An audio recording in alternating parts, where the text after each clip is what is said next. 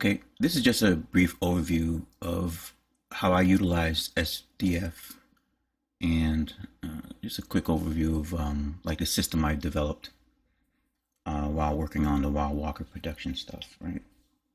Um, but let's start off with just my basic setup. So generally in my interface and everything, obviously I'm in Blender. Generally in my interface, I have sub-D and SDF running. So if I ever need to build out something in sub-D, then I can just switch over and I can just start modeling. And let me see if can I do anything in here. I haven't been sub-D'ing in a little bit. And I can just start, modeling and everything over here, right? And then, as I said before, spacebar is set to vertex, edge, polygon, right? So it's just like basically I have my sub-D set up just like in Modo. So rarely now do I have to go over to Modo. But sometimes, sometimes Blender can be a little funky with some tools. So Modo's, I always say Modo's the more direct, the immediate direct version, direct thing, right? But so I always have sub-D already ready to go. Like this whole version of Blender is nothing besides modeling and sculpting and blah. But the main thing is I focus on is sub-D and SDF, right? And so let's turn this off for a second. Let's go to him. Wait a minute. Let's get him off in the other view. Okay. All right. So for SDF, which is it selectable, not selectable? Who's turned off? Hold on. All right. Okay. So for SDF is not like, it's not like polygonal modeling. You've heard me say this before, but it's not like polygonal modeling or sub-D modeling, which all are very linear. So in other words,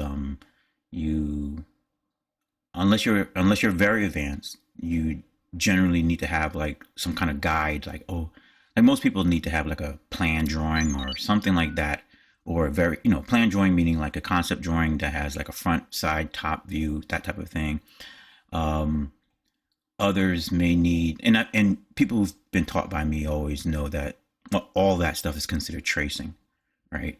But sometimes it's hard for people to get creative when utilizing like polygon modeling, subdivision surface modeling. But so plan views, working from schematic views, all that stuff is tracing, right? And basically anybody can do it. We proved that in class, that anybody can trace from a plan view. That's not a big deal.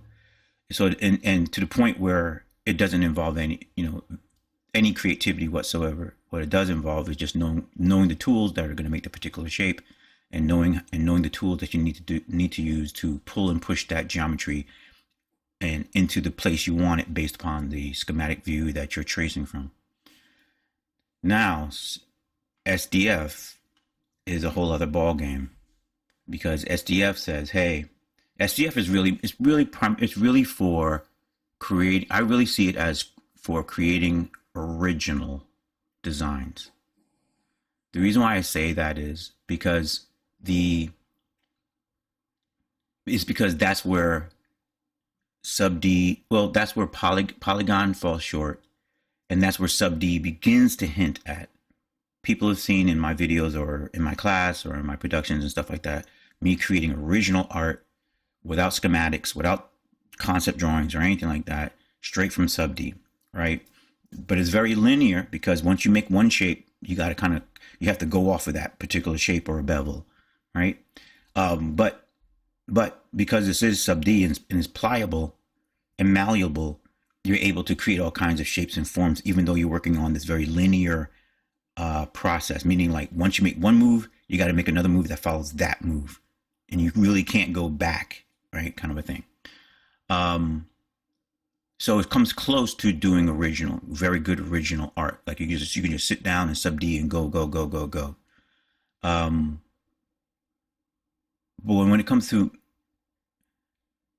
mechanical work, that's when sub-D begins to struggle a little bit, because it's, or even faceted, because you're dealing with having, whether people realize or not, because you're having to create your own edges and bevels and and all that stuff like that, which has nothing to do with art in a sense, right? It just has to do with the aesthetic or the tactile quality of that, or the quality of that particular shape, right? Like if it's made out of metal, does it have what kind of bevel does it have? If it's made out of wood, what kind of bevel does it have? That type of thing.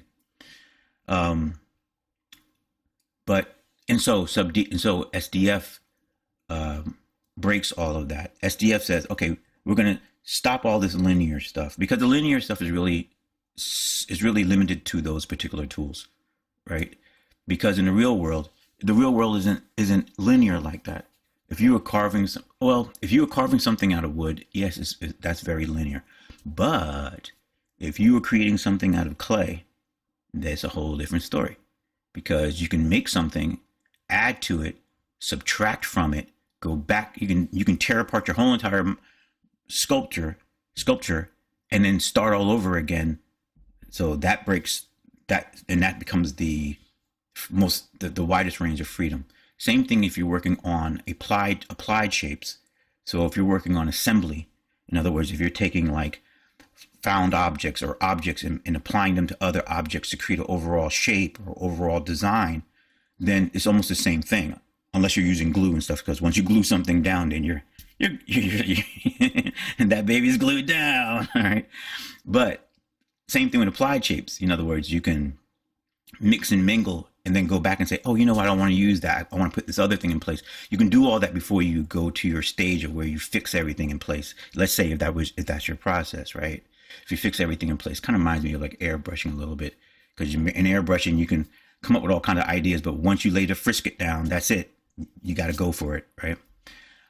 So anyway, so that's what I'm talking about. I have to talk about the concept a little bit. Like if this was a class, this would be like the intro, where this would be like the first day where I'm giving like literally the overview, so people can understand the philosophy. I always say there's philosophy behind code, the philosophy behind the software.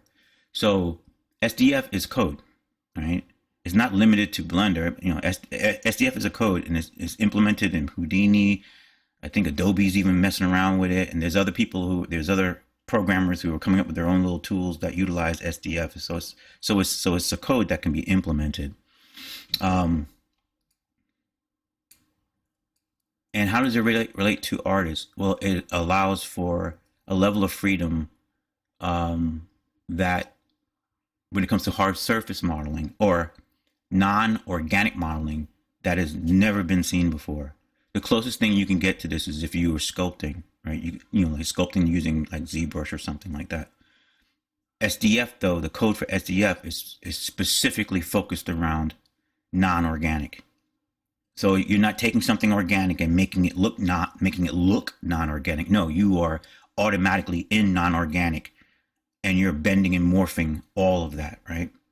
So it becomes it's extremely direct, but it does require, before I even show anything yet, but it does require something, just like how sculpting does. I'll go with it for this.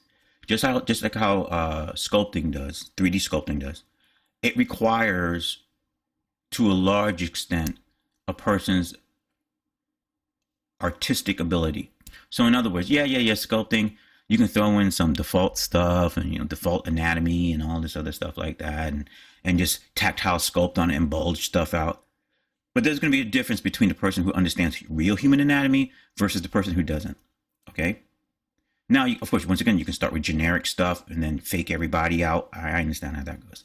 But generally, you need to, good three-dimensional sculptures need to have a great understanding of the basics of human anatomy.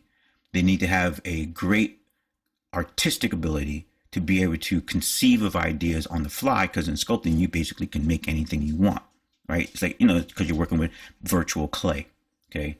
Same rule goes for when you're working with SDF, is you're working with virtual metal, if you want to think of it like that. I know I have a clay shader on here because it makes it easier to see, but that's what it basically is.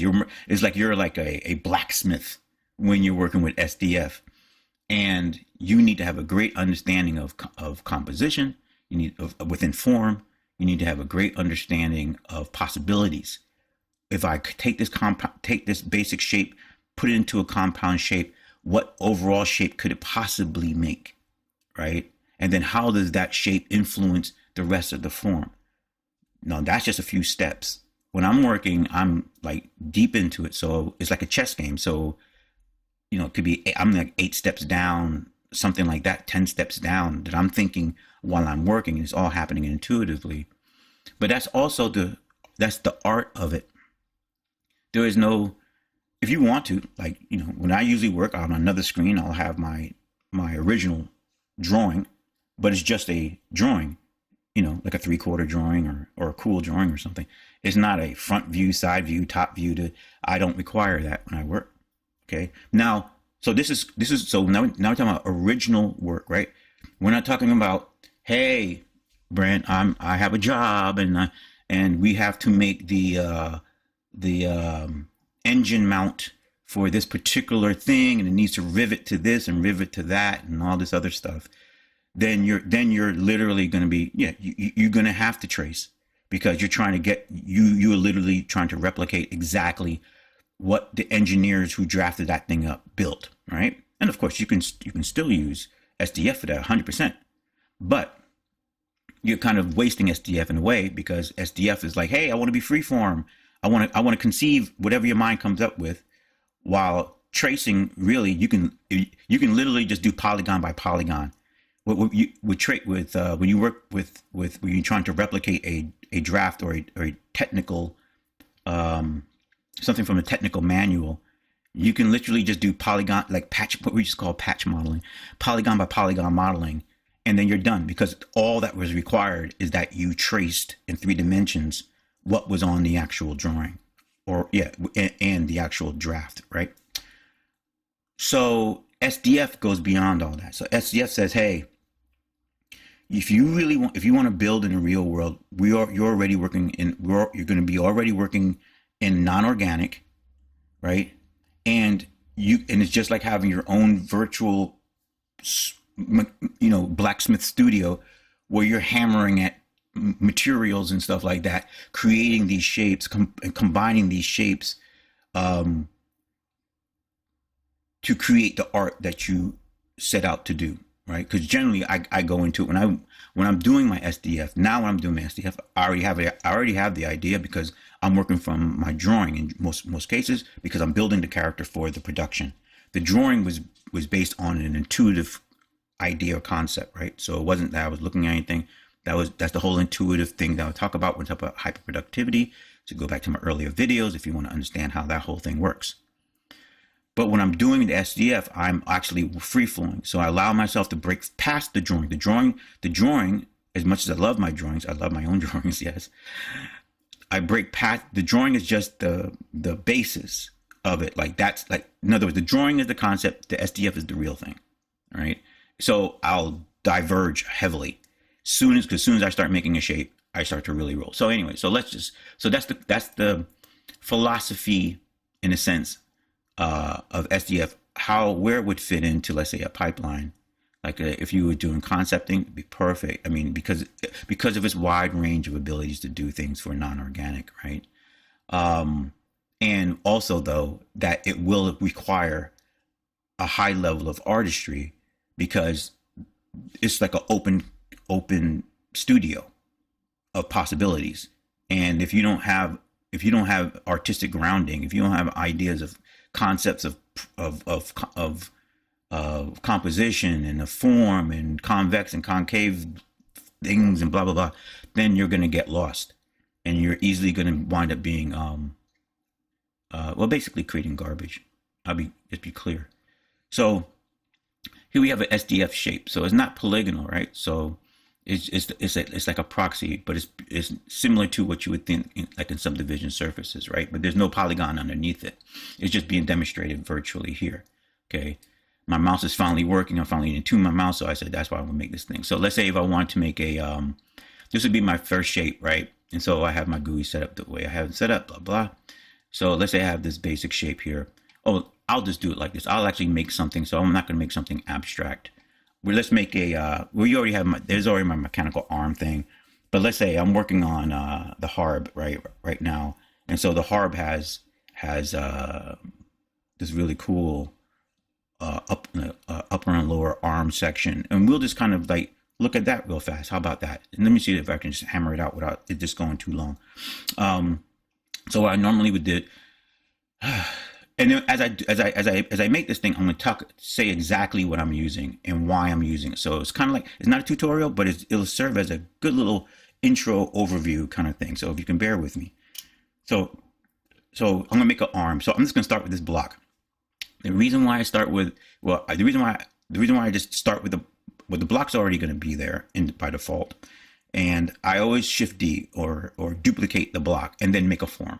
Okay, it makes it a little bit easier because wherever that form is, whenever I duplicate it, that's where the next shape is going to be. If I hit Shift X, it's going to create a box in the middle of the world. That's how my Blender is set up. I like it like that for when I do sub D. I don't want to change it for Conjure. So, but that's why you see me do the process like that. So I'll do Shift D. I usually click and I move up, right? So this is going to be, so I'm making a mechanical arm. Now this is not the mechanical arm for my tutorial, although this, I should put it as a little link at the end of the video for anybody who's interested in it. But this is the Harb's arm. Harb's arm is a little different. So, and I'm just going to turn this, I'm just going to now go, and I'm going to turn this shape. And so in SDF, we have all these different shapes. Now, as SDF code increases and stuff like that, there's going to be even more shapes. But you already see all these shapes like this. Just think these shapes as tools. After a while, you're like, you know what? I don't need so many tools, dude. I mean, just being straight up. I mean, some things are cool to have, like for if you're a tight-knit situation. But a lot of these shapes can be made from they're like colors, right? So, you know, you have your primary colors, then you have secondary colors. That's exactly what all this is, right? So when you get to the trapezoid is actually a compound shape. Basically, it's a compound shape, right? It's like a triangle kind of thing mixed in with a rectangle, right? That's basically what it comes across as. And so you can actually, with a trapezoid, you can actually create a trapezoid like matter of fact, you can create a trapezoid like effect by cutting away a box. See how that works? So a lot of these things outside of the primary shapes of like a sphere, cube, and triangle, everything else, a sphere, cube, triangle, and a torus, everything else, and a cylinder, everything else becomes compound, right? Like the hexagon and all that. So it just saves you time to use those complex ones, or you can just cut them up yourself. So that's what I'm just saying. So the amount of shapes, it's just like having a wide range of colors, right? But some artists only use a few colors when they paint. Okay, so same thing with sculptors. They have a whole arsenal of tools. They only use a few. So I'm going to talk out loud what it is I'm creating, so it's not so imaginary.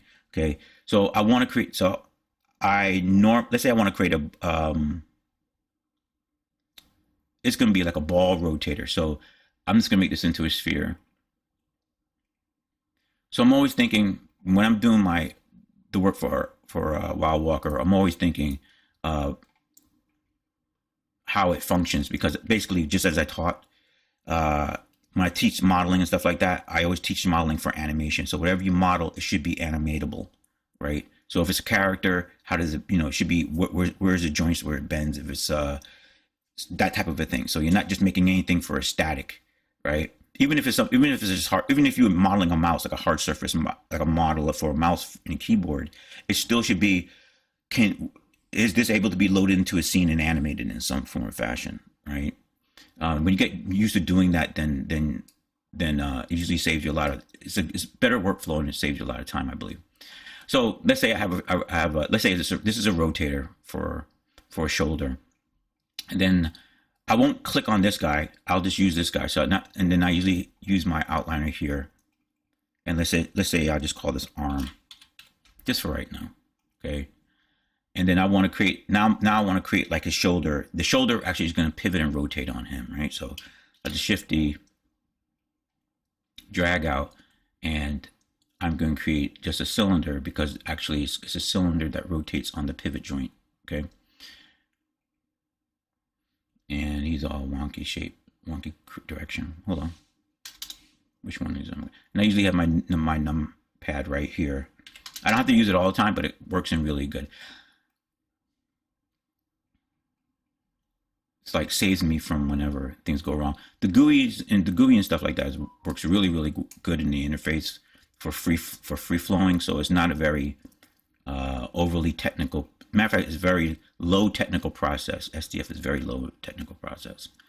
And then what I can do is, now this is going to be like a cup situation. So what I can do with this guy here is, you see how he's blending, right? This is an important understanding here. You know, we can increase blending. Hello. Which one's going to increase blending? Right? So we can increase blending and stuff like that. How come his blending didn't take effect? Huh? This is interesting. Let's flip normals. Flip blending. Oh, okay, let's go with him then. Let's flip blending. Okay. Oh, you know what?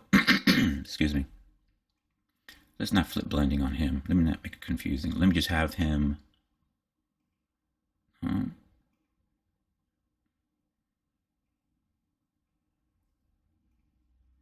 He doesn't want to do it. Let's see what's going on. Oh, turn off flip blending.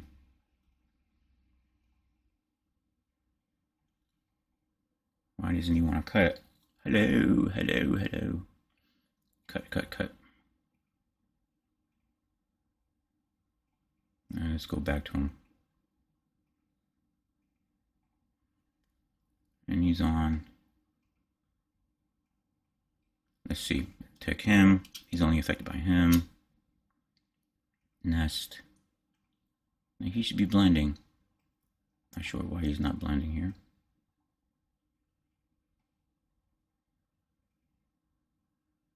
All right, let's not do that. Let's see if we can do it again from here. Hold on. Let's make him. Maybe the sphere is somehow out of proportion or something. Him. Ooh, do we have a little something? Flip blending. Now, why does the flip blending not want to work with him? Oh, I see. Okay, the flip blending is going to work in the opposite. So we're just going to switch the positioning. Sorry, that's just a technical thing of like when flip blending works. So what flip blending does is it's like it'll basically create, instead of a regular blend, it'll create like an indentation. It reverses it. So it's an important part of what I'm showing here. So let me see. There you go. And also, even when you see me make these errors, you see how quickly I'm able to adjust things and fix things back up again, right? So we see it has this sphere. This is our ball roller joint, right? This is actually going to be, let's call this arm 3. All right, so there you go. Now we're in the right thing. So this is going to be our part that rolls on it, right? So we're just going to create a cylindrical shape, okay? And you see we automatically have that indentation. That indentation is going to matter later on. Oh, let's not go there. Let's go here.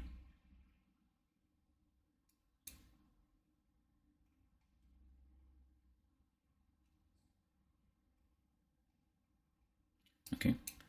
So this indentation is going to matter. So I can make, let's who has flip blending on?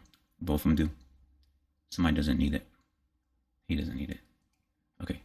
So we can make that, see, I can adjust it, right? Let's have it like right here. Because what's going to happen when it bakes out, then you're automatically going to have that little seam. So it's automatically going to give you that nice indentation. Of course, we just could have cut into the model, but then we wouldn't necessarily have this beautiful little section here that can be changed into, you know, a fillet, right? Now, even though, yes, you can cut and get a fillet, but this is without having to utilize an object to do the cutting, because since this object is positive, it's not going to cut. But it's basically saying you have a positive, meaning like we can view it. But what we're saying is we have a positive object that's going to appear to cut into the geometry, which is what we want, okay?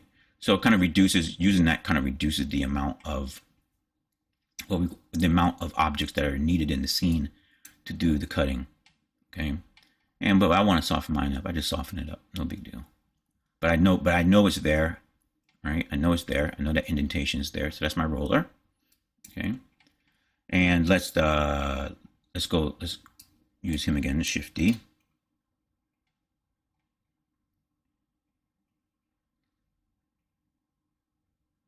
Okay, and we're going to have it's just another smaller section here, and this section is just going to be a soft. It's just going to be a soft top to it like this. Okay. Now that's the bevel for the actual form.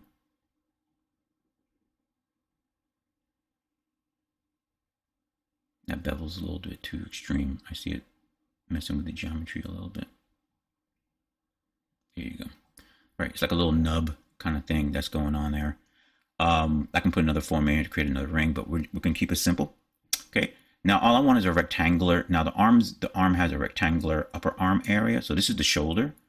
So the arm has a rectangular section. So, as a matter of fact, let me move my base here. This is just an existing object. So let me just make I'm just going to make another shape. So now I'm rolling, and I usually go in and start hierarchically linking these guys. Matter of fact, I'll do that after I make this next section. Okay. And let me just make this into a cube. And do I want a cube? Yeah, we'll just do a regular cube. Okay. And when I work, I'm not necessarily looking at all the different shapes. I only go to the different shapes when my shape's not working. That's basically how it is. Because just with the cube alone, you can do wondrous things. So let's say, so here's some basic, this is like basic, right? Oh, wow. And why are we using SDF? Because look, we automatically have this beautiful blend that can be turned into a fillet, a weld. It can be hard creased, right? Like in the polygonal modeling, right? And all this stuff is adjustable, right? Even the bevel on them, even the bevel on this guy. So we're automatically starting non-organic, right? Even the bevel on this guy can be augmented. So even though we use a rectangle, I can almost turn it into a pill almost, right? Or into a nice soft shape like this, okay? And let's say I wanted to, let's not go that soft. Let's go here. I do want to show a little trick. So let's say this would be, I always do like this whole, design by offset stuff.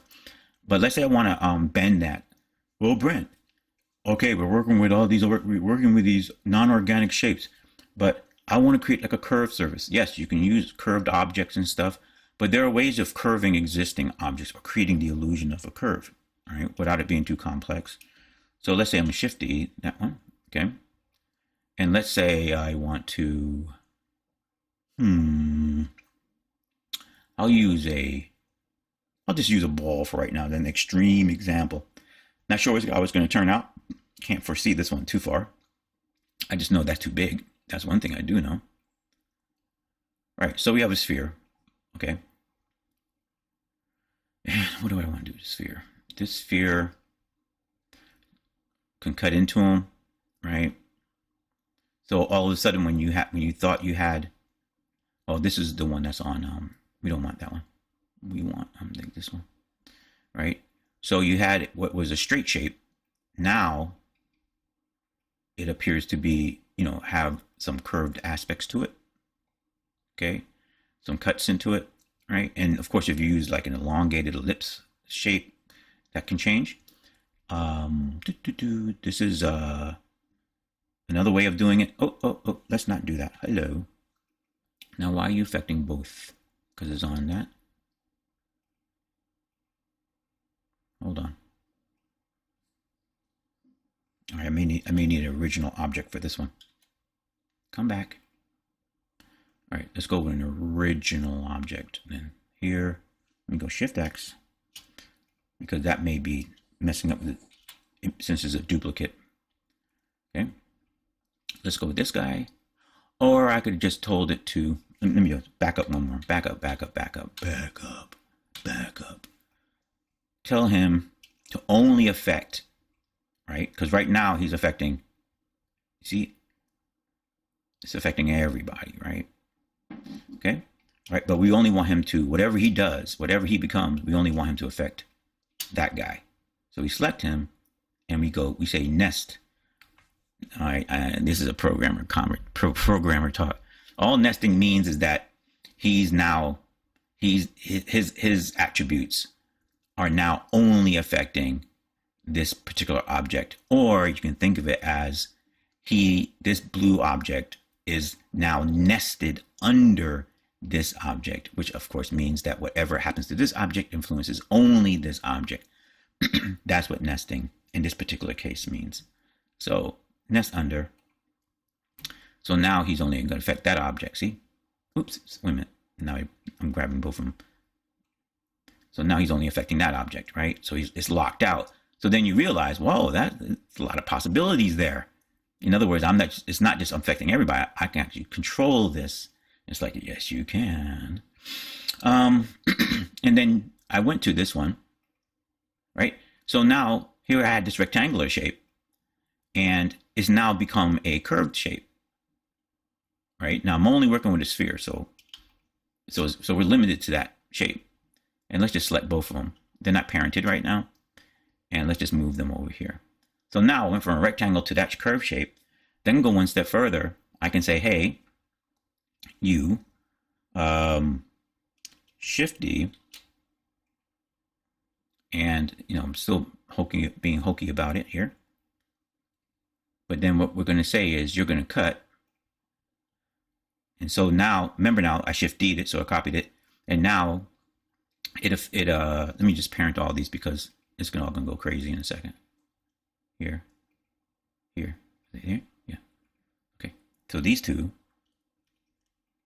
need to get parented underneath here. Okay, good. And that's our main guy, right? So now we went from a rectangular shape, and now we actually created a curved shape. Okay, that can be stretched out. No. Can we adjust it? No, because it's all controlled by these guys. See, these guys control it. Right, and look at this. Look at this type of a bend. Right. So now you're working fully creatively, right? As you get used to the idea, to the possibilities, then you really can work with your intuition and really create shapes and concepts that fits what you were imagining, right? Or that fits whatever design you're working from. Okay, but it's not limited. You're not working linear because you can go back and change anything at any time. You can say, I like that, Brent, but what I want to do is we need to soften up this section here. We need more bevel on it. And I'm like, yeah, okay, so there's more bevel. Everybody knows if you're working polygonally or in sub D, and the art director comes in and says, you know what, why are you creating such a 90-degree angle on these curves? We need more bevel. Yeah, you can bevel, but if you weren't set up, maybe if you weren't set up for that thing to bevel properly, maybe your polygon structure or your subpatch structure was not as a pure cylinder, then you're like, oh my God, I got to rebuild this thing. But we can change anything. We can change it on the fly. We can say all that. Then I can even go further and say Shift D to see how the director says, oh, but we need that. I want that to look like it has some kind of additional working mechanisms inside of it. So it should have some kind of indentation to it or something. Because that's something like I would say. So then you can do stuff like this. Hey, you could do stuff like that too. Like this. You can do stuff like this. Then all of a sudden now you have a shoulder that has a working mechanism. Then I come back in the office and I'm like, that's exactly what I was talking about. How'd you do that? And because this is exactly what I would say and exactly what I would be thinking. Remember now, I said in the other videos, as a child, I spent a lot of time taking apart toys, right? So in my mind, I know what mechanisms are used to create rotating joints and stuff like that. And what they're like visual cues. What visual cues the viewer would need in order for them to connect the dots, like, oh, that's a rotating area, right? Let's move up this. Because these guys, he's nubbing out right there, so he's being controlled by here. Okay, I'm not gonna make the video too long. Let's pull these. Let me see if I can pull these two guys up. Let's see what happens. And why are they nubbing? I gotta figure out why they're nubbing. Maybe it's because of his. Is it because of his bevel? No.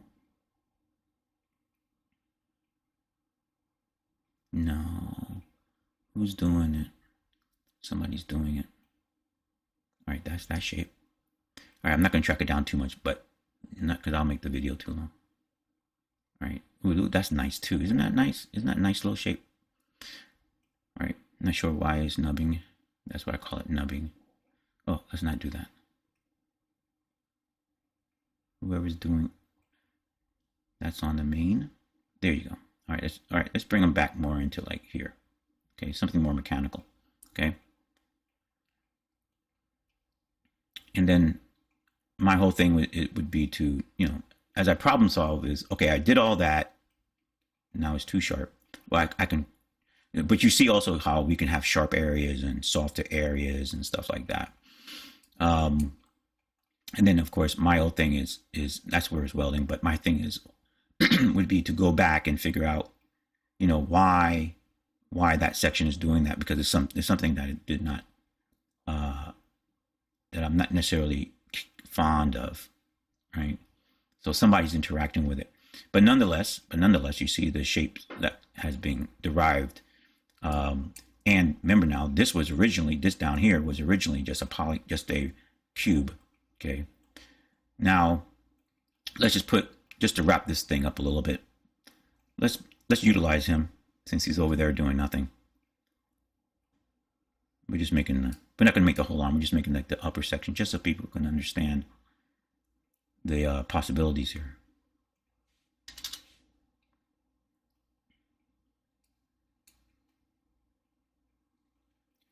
So, and another reason why I believe it's so important for artists, because all your ideas. Remember, I said before that some people have a great, some people are born with great dexterity when it comes to working with, with a pencil, let's say.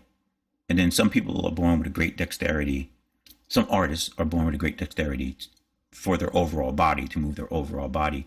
But I've said in other videos that these are all hallmarks of art, of an artist, right? It's going to show, they're going to have some kind of trait like that. That's all it is a trait. They're going to have some kind of crazy trait, right? So in other words, they're like where they just dance beautifully.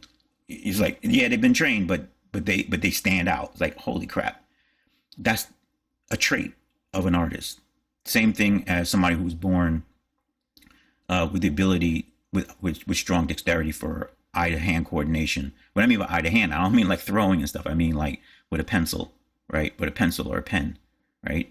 That's a trait, okay? Because if you actually put those two people together, right, you'll find that they actually have a creative common ground, okay?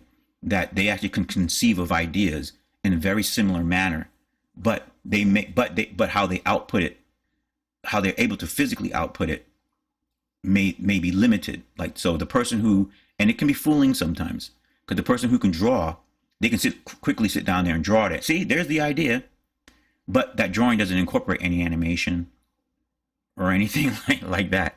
While the other person who's more bodily coordinated can talk about the animation and how it should move, what it should do in the space and everything like that. And that's what I was saying in the other video in Chasing the Sun, that basically 3D becomes like the common ground where all gifted artists can meet, right? And you're not limited by your born dexterities, because that's how it is in the past. It's always been limited by your born dexterity. Now I want him to unnest. There you go. So he's unnested, so he doesn't care about anybody right now, right? So in other words, he's not affected by anybody's cuts or anybody's anything. And then it's going to put him right in here in the roller part.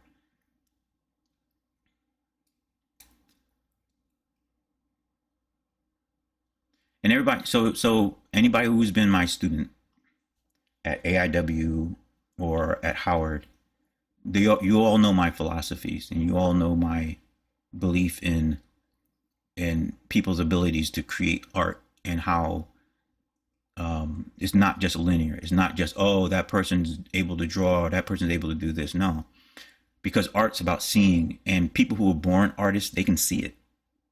If you sit down long enough with them, with somebody who's talented, you realize they can really see. They can see through things. They can conceive of all kinds of stuff. But if you said, hey, but that person doesn't have drawing skills, so they're not an artist, then you're actually not an artist by saying that. You're a low-level artist. Because a high-level artist will tell anybody that, oh no, dude, dude, if you want to know about motion, go to somebody who can talk about dance, who knows dance inside and out type of thing. You want to talk about lighting? Maybe you need to talk to somebody who's like totally entrenched in photography, right? But what should, and then maybe you need to talk to somebody who's dancing too, because since they're always since they spent a lot of part of their life under theatrical lighting and stuff like that, or stage lighting, right? I'm being straight up. You're limited. The world used to be, oh, artists are people who can draw. And I'm not talking about modern art, because modern art, in my view, is garbage. It is. That it's just basically said, hey, because artists are only like, remember I said artists are only like 2% of the population. Gifted artists are like 0.9% of the population. Modern art said, oh, forget all that. Everybody's an artist. As long as you have a thought in your head, you're an artist. That is not true. If that was the case, we would be living in a totally different world. It would be way more colorful, and it'd be way more cool. All right? And we know it's not. People look at art every day, but they themselves are not creators. Period. Mm-hmm. So, and tracing does not make you an artist. Tracing just means you're drafting. You're a draftsman, so you're a three-dimensional draftsman. So if you're doing modeling and I'm an artist, and you're modeling and you're doing it, and you're just doing it based on somebody else's art, somebody else's preconceived design, and you're just following it letter by letter by letter, then you're just that's drafting. All you are is a three-dimensional drafter. All right, that's like somebody who only does like technical drawings for architecture, only that. And then saying, okay, I want you to design characters for me, come up with some concepts for me.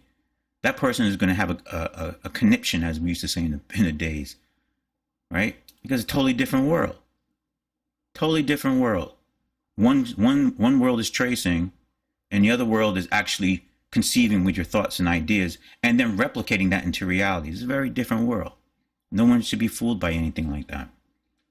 I have more respect for somebody who can sit there and put items together and create beautiful compositions within a structure in the real world than somebody who sits there and just traces from crap. Be straight. Everybody knows whenever I taught, that was the very first thing I taught was, okay, this is what you guys are going to be modeling, right? You're going to model it freehand. Everything is always, just like drawing, my whole thing was, you're going to learn how to draw freehand. You're going to learn about anatomy and everything like that, and you're going to draw freehand. If you're doing 3D, you're going to learn how to model without tracing the freaking thing. It's important because you have to learn how to conceive your own ideas. You have to learn how to you have to learn how to see within your own intuition, within your own mind. This is what I was teaching, like in intro to 3D modeling and stuff like that. Everybody who's been my student knows the process to the point where they may have taken it for granted.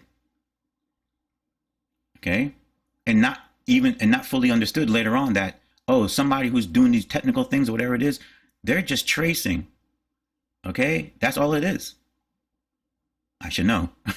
I direct people to do some of that stuff. Oh, life is funny. Life is funny, isn't it, everybody? Life is funny. So anyway, so here's this upper wild arm thing that's bending. I don't know. This is like some steampunk kind of robotic arm structure thingy majiggy, right? That I'm just sitting here messing around with, right? But let's just turn it from a cube. Let's just go. I'm gonna wrap it up. I know I talked a little long. This is not a tutorial. This is like SDF overview, but at least hopefully you see and hear. This is like the first day of class, kind of a talk where, you know, hopefully everybody remembers me from teaching, knows that I always like to demonstrate. So I'm not just a person of gab. I like to show crap right there in front of everybody's face, and you can record it, take it home on a flash drive or whatever you need to do. Just realize how beneficial that was to you then compared to what your life is now, right? So let's say that. And now I want to put this roller joint thing to Let's go here. This same, do I want to use the same one? Yeah, there's no reason to rebuild it.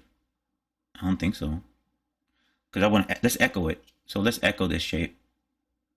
I don't know if I got the other guy too. Let me see here. Where is it? Where's the other one? Here? No. No. Is it him? Yeah. So let's put him up here. Let's put him in there somewhere. Somewhere. Here. Yeah. Who's that? Nope. Yes. Okay. Here. Here. This parenting them. I got actually I got my outline editor approach from earlier on thing. Anyway, so that's a whole other conversation. Okay, so here, Shift D, boom. Can I move it? It's on global, so I should be able to move it nicely. Right? You gotta love it, right? And you see a lot in my vids. Once again, you see a lot in my vids as I'm working on stuff, and I just try to show a little bit while I'm working, because sometimes when you get into the hyperproductivity thing, you can just work, and then realize no one knows what you're doing. Or you can work, and make all these videos. But I try to record as much as I can while I'm working. That way I can come back and say, okay, I'm gonna post this up later, or post that up later, and stuff. But I'm always trying to find a way where I'm not working in seclusion so much. Okay, so let me pull this down. Right. So now here another rotator. Right. I don't think I can size this. Oh, okay, I can size it. I got away with it. See, I got away with it for a second. And let's not have him selectable. Let's have him come in here. Oh, stop it. Oh, he's parented. Come on, y'all. He's parented. He's parented. Yeah, he is the parent. That's why. Okay. So let's unparent them. I was doing that whole freehand parent thing. Oh no. Alright. Okay, so I can't use him then. Let's just grab him. Shift D. Just like that. So, I was parenting fast, as some people may see when I'm working. I don't even mess with my hierarchy stack. I just let it just build and build and build and build. And then I have days I call cleanup days, where I come in and I literally spend a whole session just parenting and reconfiguring things up here, because I don't like to get hosed up while I'm working. Because as you see now, as I'm even making the shape, you barely see me over here or over there. This is a very creative process. Of course, it doesn't look too pretty right now, but as I'm looking at it, I'm like, what the heck is this? But I do know it's mechanical arm. It will be. It would be.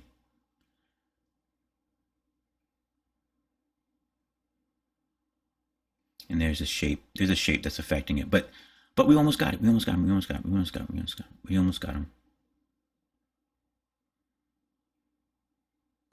Oh, it's the middle one. Go for the middle one. Where's the middle one? Hello. Here. Yeah. We just get him to separate just a little bit. I know he's a little soft. You can always go back and tighten stuff up. Right? You won't see me use fillets a lot, right? Only if it's big like this, I'll use it. But when it comes to the small transitions, I don't use it, because when you bake this out to mesh, so a lot of that stuff gets lost. A lot of that fine. So you know that if you want to use fillets and stuff, it's really for gross shape, like large scale, like something like this. That would go like boom, boom, boom, right? You can use it like that. Matter of fact, that's kind of cool. Was this fillet at? All right, let's do the same thing for him. Okay, that just now what I just finished doing, now I combined the two areas. So even though it just looks like a hokey little thing, because I added those two fillets, and let me just sharpen up his bevel. There you go. So it matches the other one below, and now you got this good rhythm going on, right? Now it looks like it's actually building towards something, even though we don't know what it is. It can be like, I don't know, mechanisms inside of a clock or something, but it's now building towards something. Okay, because we have repeating patterns, right? And then we would go on further from there. Okay, so that's the cool part. I'll just wrap it up right here. That's the cool part. This is just a good, quick little overview of how I utilize SDF and my basic system, and just understanding the basic thing of picking shapes and what nesting is, and the hierarchy thing, and how the outline editor works with all that, because the parenting becomes important not in the modeling process, not even in the selection process, but it's actually important when it comes to me baking things out into Polygon, because let's say I want to only bake out the arms, right? So I want to move the arms away from the form. So I want to make sure all the parts of the arms are parented towards each other. That's why that is exactly why I do the parenting, and I try to do it early on while I'm modeling, and also with certain cutters that I create while I'm working. That way, if I want to move something, I can just select that one cutter like this, right? And I can just move the whole section, right? That just helps it, okay? But overall, everything is a massive, massive, massive creative process, and involves a lot of not just problem solving, but puzzle solving kind of stuff, which makes it very exciting and makes it very. Let me see. Let me unnest this.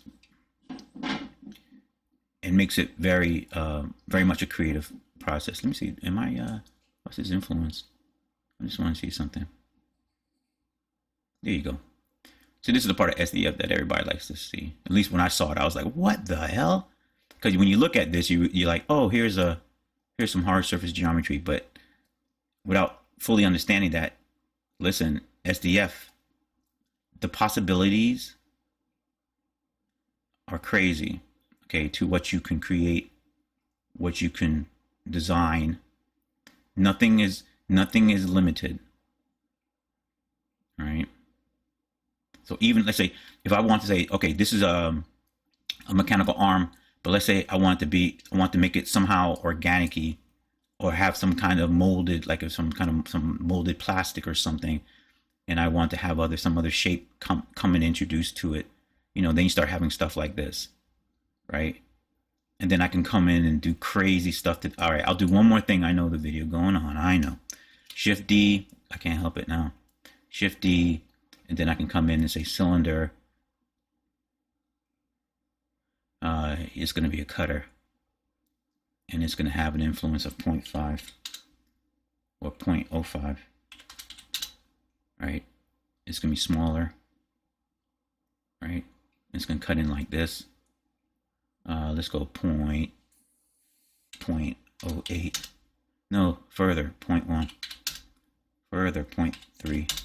There you go. 0.3? No, 0.2. Like that. Then you can say stuff like, then you can just do quick stuff like Shift D. And Shift D. Right? Then all of a sudden, now this is the stuff that you would see in robotic engineering and stuff like that when they're working with fiber, whatever it is. And they're creating all these shapes, because a lot of their shapes come from molds, right? Like this would be like maybe something from an arm and it'd be venting or some weird thing. But whatever it is, a lot of their shapes come from sculpted shapes. So a lot of their molded fiber materials and plastics and stuff, they're derived from pre-sculpted shapes, right? So that's why it is designed to try to look cool in some ways. It's not really 100% functional. I'm be straight up, right? If it was, then most robotic designs and stuff like that would look very unappealing, very unappealing. But and they put through molds. But anyway, so then you have cooler ideas like, this is how event could be demonstrated or something like that. I'll just do one more thing because I can see it. Let's go here, sphere again, and let's tell him Shift D. And he's only, I can tell him to, oh, no. What I'm going to do is do this. He's there. Let me tell these guys that they're only affecting the external sphere. Hello. Where is he at? Here. Is that him? Let me see. or is that, yeah, because it's sphere 1 and sphere 2. Let me see. This is the, yeah, okay. So this guy, and this guy are nested to him. And then it just disappeared only because the sphere that I just made is the same scale. And then I can just go in and do stuff like this. But he needs to pull back, pull back, pull back, pull back.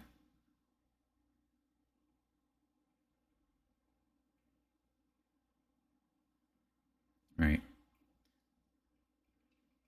Stuff like that. So that's not what I was trying to demonstrate though. What am I trying to demonstrate? Hold on. Unnest.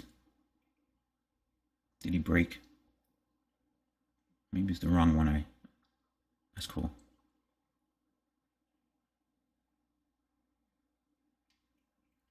Or hold on, because now I want to do it.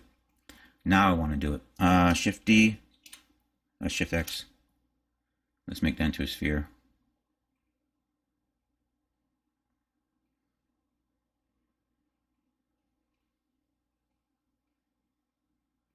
This is the standard way of doing it. So nobody's influencing, he's not influencing anybody, right? So now you see what I get, right?